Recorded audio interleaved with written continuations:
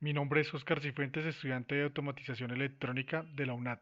Este video se realiza para la materia de análisis de circuitos, para el trabajo colaborativo de unidad 3, paso 3, análisis de un circuito de corriente alterna RLC. Los integrantes del grupo son Andrea Sánchez, Ferney Reyes, César Barbosa, Luis Leandro Bonilla y Oscar Cifuentes. Vamos a analizar el circuito número 2.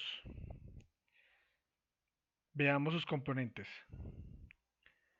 R1, una resistencia de 10 ohmios, R2, una resistencia de 20 ohmios, C1 es un condensador de 10 microfaradios, R3, un- una resistencia de 30 ohmios, L2, una bobina de 5 milihenrios, R4, una resistencia de 100 ohmios. Y contamos con una fuente de generación de voltaje alterno. Para este circuito nos solicitan determinar la impedancia del circuito, hallar la corriente total del circuito, si la fuente es a 120 voltios y a 60 Hz, y la simulación del circuito en Proteus o en algún simulador que tengamos a la mano. En este caso lo vamos a hacer en Proteus. Y hallar las medidas de impedancia, corriente total y desfase de la señal del voltaje de la fuente y señal del voltaje R4 mediante el simulador. Bueno, lo primero que vamos a realizar es convertir el capacitor y la bobina en reactancias. Lo vamos a realizar por medio de esta fórmula. Aquí encontramos ya el despeje. Esto es la F es frecuencia, L es nuestra bobina y aquí ya estamos despejados y este es nuestro resultado. Lo vamos a hacer por medio de números complejos. Entonces este es nuestro primer número complejo que nos dio DL2. Y es lo mismo lo vamos a hacer realizar con el condensador. Vamos a utilizar esta fórmula donde la F es la frecuencia, que son 60 Hz, y C es el valor del condensador. Recordemos que está en microfaradios y nos toca pasarlo a faradios para poder realizar la operación. Bueno, eh, una vez ya tenemos los números complejos, lo que vamos a realizar es la sumatoria, o sea, vamos a aplicar las leyes del circuito en serie, ¿sí? Ya convertidos en una reactancia, lo que es el condensador y la bobina, las podemos sumar normalmente en como un circuito en serie con nuestras resistencias. En este caso, sumamos a R2 más el resultado de XC1, que fue el que hallamos anteriormente, y se nos convierte en Z1. Ya aquí este es nuestro circuito equivalente y esta operación lo que hace es convertir a Z1. Lo mismo vamos a hacer con R3 más la bobina, que es L2, con nuestro número complejo. Lo vamos a expresar de esta forma, solo queda expresado porque no podemos sumar los números enteros con los números complejos directamente. Entonces ya vemos nuestro circuito equivalente, donde Z1 y Z2 equivalen a estos números, la combinación de números complejos. Una vez ya tenemos y vamos a aplicar las leyes del circuito en paralelo, como esos dos circuitos Z1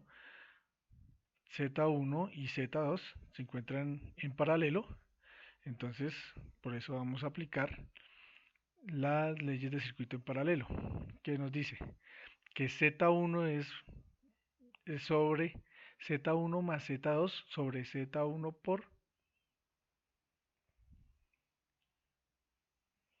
Z2. Qué pena.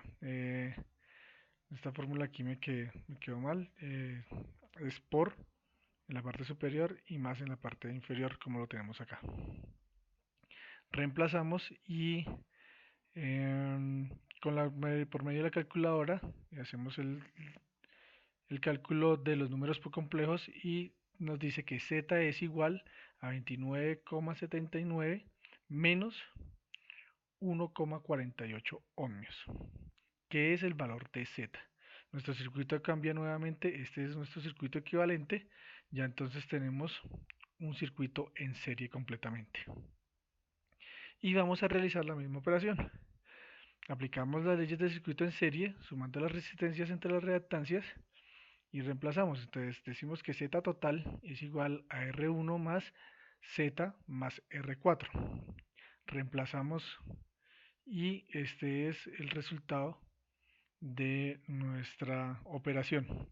Y vemos el circuito equivalente, que es Z total de nuestro circuito. Para hallar la corriente, entonces hallamos la corriente con las mismas operaciones normales: voltaje sobre resistencia, pero recordemos que en este caso la resistencia es reemplazada por la impedancia. Entonces decimos que, bueno, y el voltaje en este caso lo vamos a manejar voltaje pico, que es 60, es la mitad de 120 que nos dieron en el enunciado, y sustituimos, y esto nos da en estos números complejos. Esto de acá es nuestro resultado de la división, y aquí ya lo pasamos a la expresión de coordenadas polares.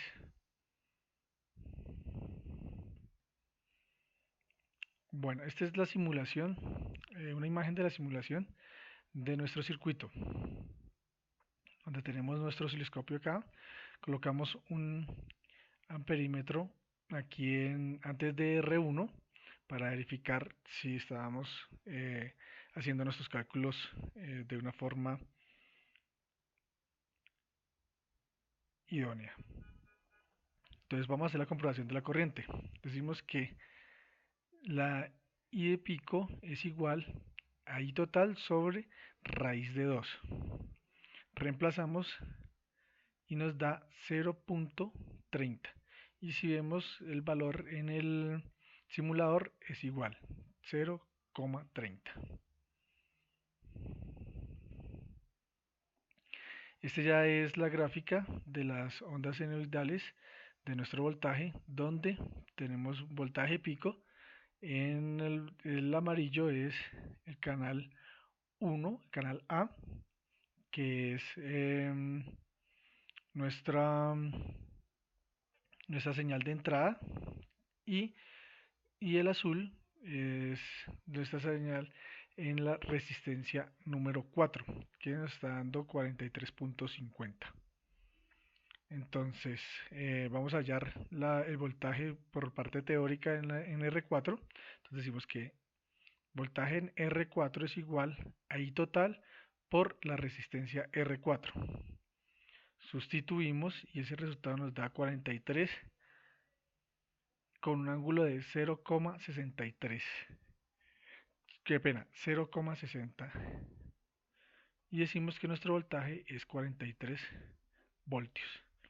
Y vemos que el porcentaje de error es bastante bajo, solo es de 0,5. Vamos a pasar a ver nuestro circuito en Proteus. Aquí, como podemos ver, entonces tenemos nuestro osciloscopio, el montaje de nuestros componentes, y vamos a darle inicio al circuito. Como podemos ver las ondas, y vamos a colocar la onda para hallar el desfase. Colocamos esta onda acá, vamos al inicio de la onda, la desplazamos para que nos den segundos. Como vemos, el desfase es bastante poco, y lo que podemos observar es que lo mínimo que podemos llegar es a 50 microsegundos. Si ya lo hacemos más, nos daría 0. Y pues el rango del equipo pues no nos da para más el,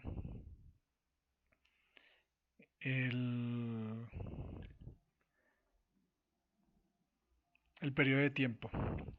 Entonces lo que realizamos es, como podemos ver en la gráfica, en nuestra resultado, que eran 43 y con un ángulo de desfase de 0.60.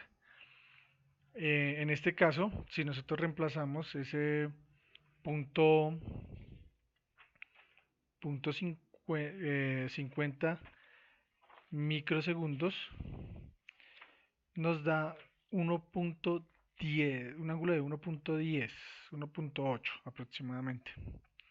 Pero pues eso es debido a que la aproximación del equipo pues no nos da eh, el valor exacto, ¿sí? Nos de- salta el factor del tiempo, salta de una vez a 0.0 segundos. Entonces se halló por parte teórica, nos da 28 microsegundos para que nos dé el ángulo de 0.60. Esto es todo. Este es el análisis del circuito número 2 para análisis de circuitos.